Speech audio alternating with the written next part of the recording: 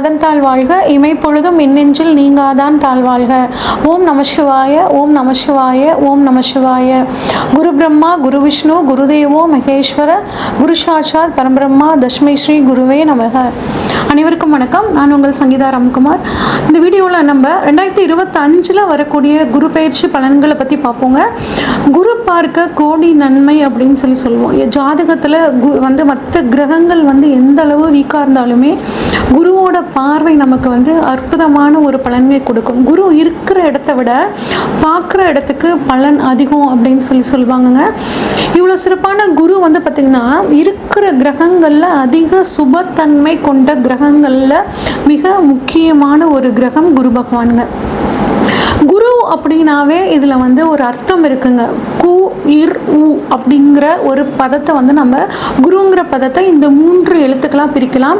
இதில் கு அப்படின்னா சித்தியை கொடுக்கக்கூடியவர் அப்படின்னு சொல்லுவாங்க. அடுத்து இர் அப்படின்னா பாவங்களை போக்கக்கூடியவர் அப்படின்னு சொல்லுவாங்க. உ அப்படின்னா சிவனும் நாராயணனும் சேர்ந்த அம்சம்.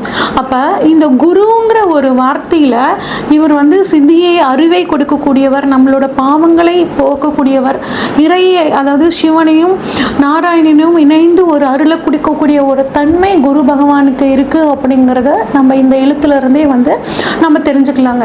இவ்வளோ சிறப்பான இந்த குரு பகவான் உங்களுக்கு 14/5/2025 சித்திரை மாதம் 31ஆம் தேதி பயிற்சி ஆகிறாருங்க. எங்கேருந்து எங்கே பயிற்சி ஆகிறார் அப்படின்னு பார்த்தோம்னா, இது நாள் வரைக்கும் கடந்த 1 வருட காலமாக காலபுருஷனுக்கு 2ஆம் இடமான ரிஷபத்திலிருந்து காலபுருஷனுக்கு 3ஆம் இடமான மிதுனத்துக்கு போகிறாருங்க. மிதுனம் அப்படிங்கிறது பார்த்திங்கன்னா புதனோட வீடு. அப்போ இங்கே குரு புதன் இணைவு அப்படிங்கிறது பார்த்திங்கன்னா உங்களுக்கு வேலை செய்ய போகுது. மிருகசீரிடம் நட்சத்திரத்துக்கு போகிறார். இது நாள் வரைக்கும் மிருகசீரிடம் நட்சத்திரம் 2ஆம் பாதத்தில் இருந்த குரு பகவான் இப்போ மிருகசீரிடம் நட்சத்திரத்துக்கு 3ஆம் பாகத்துக்கு போகிறனால மிதுன ராசிக்கு போகிறாரு. மிருகசீரிடம் நட்சத்திரத்தில் பார்த்திங்கன்னா சித்திரை மாதம் 31ஆம் தேதியிலிருந்து வைகாசி மாதம் 15ஆம் தேதி வரைக்கும் இந்த மிருகசீரிட நட்சத்திரத்திலேயே குரு பகவான் இருக்காரு. அடுத்து 2வது நட்சத்திரம், இந்த மிதுன ராசியில் இருக்க 2வது நட்சத்திரமான திருவாதிரை நட்சத்திரத்துக்கு வைகாசி மாதம் 15ஆம் தேதியிலிருந்துங்க ஆடி மாதம் 12ஆம் தேதி வரைக்கும் அங்கே இருக்கார். அடுத்து புனர்பூசம் நட்சத்திரத்துக்கு பார்த்தீங்கன்னா ஆடி மாதம் 12ஆம் தேதியிலிருந்து ஐப்பசி மாதம் 25ஆம் தேதி வரைக்கும் இருக்காருங்க. இதுதான் மிதுன ராசியில் குரு பகவான் இருக்கக்கூடிய காலங்கள். இப்போ இந்த பயிற்சி அதாவது மிதுனத்துக்கு வந்த குரு 12 ராசிகளுக்கும் எந்த விதமான பலன்களை கொடுக்குறார் அப்படின்னு பார்ப்போம். பொதுவாகவே பார்த்திங்கன்னா குரு நல்லவர்னு சொல்லிட்டேன்.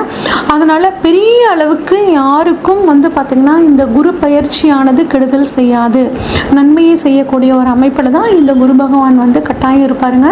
இப்போ ஒவ்வொரு ராசிக்கும் குரு எப்படி பலன்களை தர போகிறார் அப்படிங்கிறத பார்ப்போம்.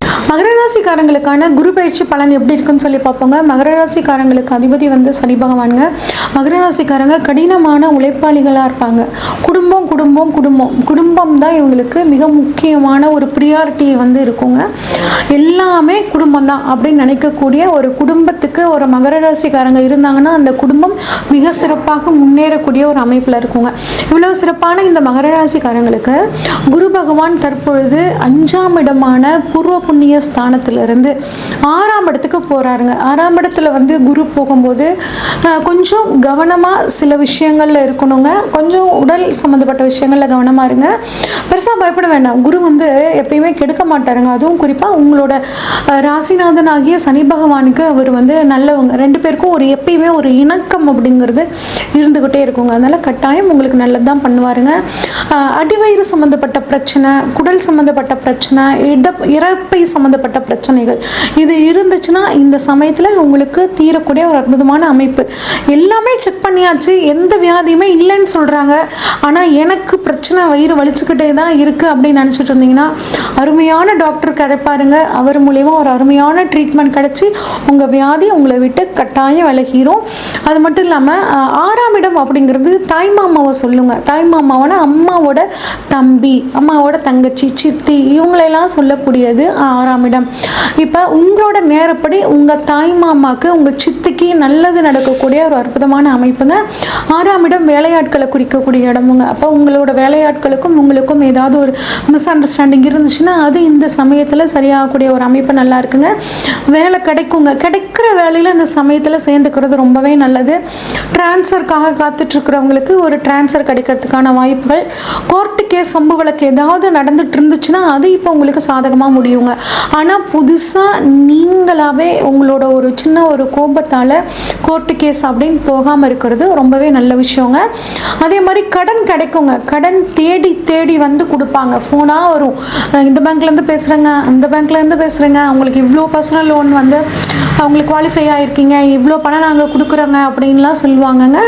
தேவையான கடன், நம்மளால் கட்ட முடிகிற கடன் மட்டும் வாங்கிக்கிறது ரொம்பவே நல்லதுங்க. சரிங்க. இது வந்து 6ஆம் இடத்துல குரு இருக்கிறதுக்கான பலன்க. 6ஆம் இடத்துலேருந்து குரு தனது 5, 7, 9ஆம் பார்வையாக உங்களோட ராசிக்கு 3 இடங்களை பார்க்குறாரு. எந்த 3 இடம் அப்படின்னா 10ஆம் இடமான தொழில் ஸ்தானம், 12ஆம் இடமான விரயஸ்தானம், 2ஆம் இடமான பணவரவு ஸ்தானம்.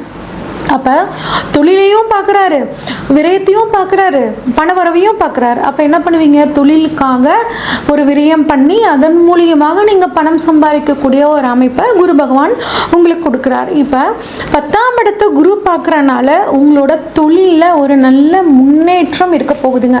குறிப்பாக 6ஆம் இடத்துலேருந்து 10ஆம் இடத்தை பார்க்குறாரு. அப்போ தொழிலுக்காக ஒரு லோன் போடுவீங்க. ரொம்ப நாளாக தொழிலுக்காக நீங்கள் ஒரு லோனுக்காக எதிர்பார்த்துட்டு இருந்தீங்கன்னா அந்த லோன் இப்போ உங்களுக்கு கிடைக்கிறதுக்கான ஒரு அற்புதமான காலகட்டமாக இருக்குது. உங்களுக்கு முடிஞ்ச அளவுக்கான அந்த லோனை வாங்கி நீங்கள் தொழிலை தாராளமாக விரிவாக்கம் பண்ணிக்கலாம். அதே மாதிரி அரசாங்க உத்தியோகத்துக்காக காத்துட்ருக்கிறவங்களுக்கு இப்போ அரசாங்க உத்தியோகம் கிடைக்கிறதுக்கான சூழல் ரொம்பவே நல்லா இருக்குங்க.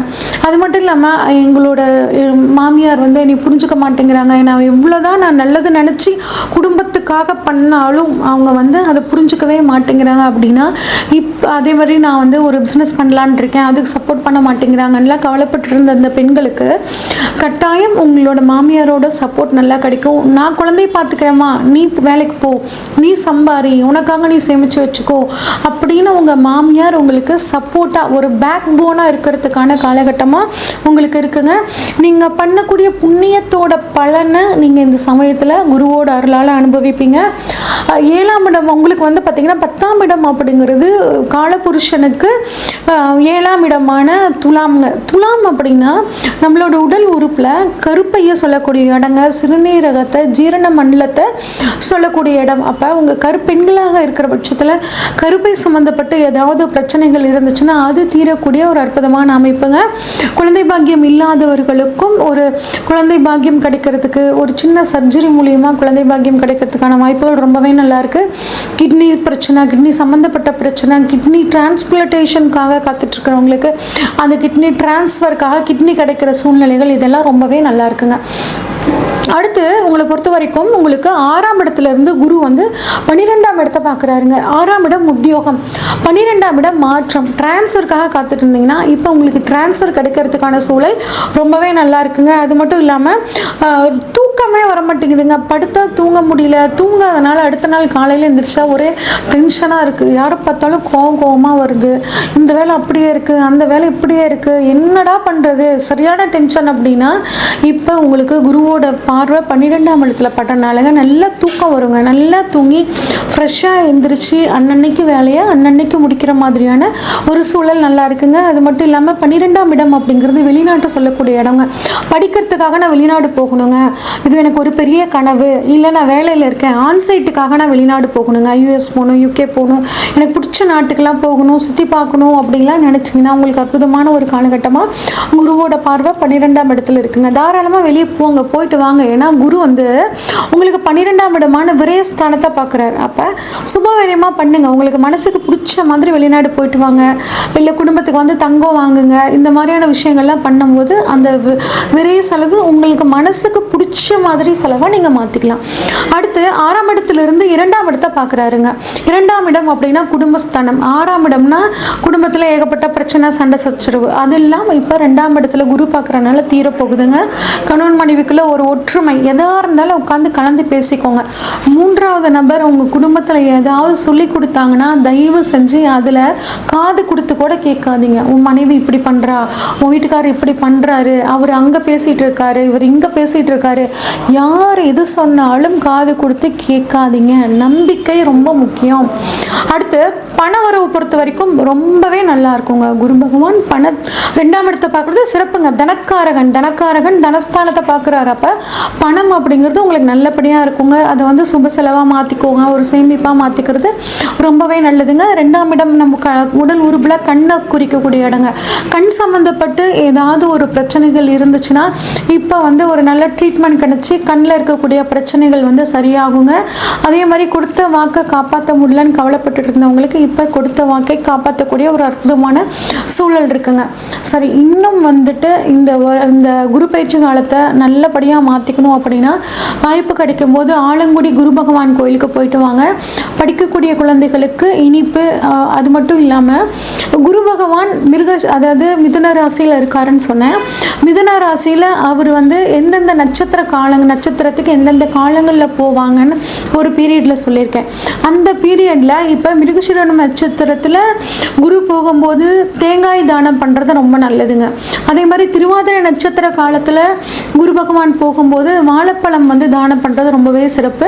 புனர்பூச நட்சத்திரத்தை அன்னைக்கு அதில் குரு பகவான் போகும்போது கரும்பு ஜூஸ் தானம் பண்ணுங்க. உங்களுக்கு மிகச்சிறந்த யோகத்தை குரு பகவான் கொடுப்பார். இது வரைக்கும் நம்ம பார்த்ததெல்லாம் பொதுவான பலன்கள் தாங்க. இந்த வருடத்தில் இந்த 2025 பாருங்க, சனி பயிற்சி இருக்கு, குரு பயிற்சி இருக்கு, ராகேது பயிற்சி, இந்த 3 முக்கிய பயிற்சிகள் இருக்கு. அது மட்டும் இல்லாமல் உங்களுக்கு இப்போ தசாபுத்தி என்ன நடக்குது, இப்போ புதுசாக ஒரு காரியத்தில் நீங்கள் ஈடுபடணும்னா இந்த எல்லா விஷயங்களையும் அனலைஸ் பண்ணிட்டு அந்த காரியத்தில் இறங்கும் போது உங்களுக்கு ரொம்பவே சூப்பராக இருக்குங்க. உங்களுக்கு உங்கள் ஜாதகத்தில் ஏதாவது சந்தேகங்கள் இருந்துச்சுன்னா ஸ்க்ரீனில் தெரிகிற வாட்ஸ்அப் நம்பருக்கு உங்களோட ஜாதகத்தை அனுப்பிச்சு வைங்க. உங்களுக்கான முழு ப்ரொடிக்ஷன்ஸை உங்களுக்கு தெளிவாக சொல்கிறேங்க. நன்றி, வணக்கம்.